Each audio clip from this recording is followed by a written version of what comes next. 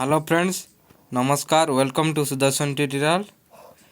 आज कौन रही अपडेट आसतु जाना director of distance and continuing education Utkal university Vanivihar कौन आज notice tentative examination date of +3 5th semester regular and back examination 2021 2019 and batch regular 2017 and 2018 admin batch back.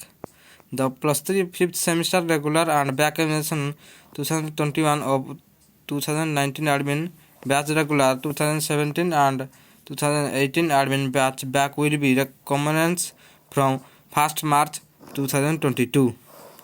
हमरो जो माने +3 फाइनल ईयर पढुथिले से मानकर +3 5th सेमिस्टर टा मार्च मास पहिलारू आरंभ हो जाउची। तेणुक जो मैंने सेकेंड ईयर कि फास्ट ईयर पढ़ुंट युक्त 3 से 4th सेमिस्टर और फास्ट ईयर मानकर फर्स्ट सेमिस्टर हबार संभावना अधिक अधिक अच्छी एवं ऑफलाइन माध्यम हेब। तेणुक जो मैंने +3 final year second year first year पढ़ुंट से पढ़ापढ़ी करूँ। Thanks for watching.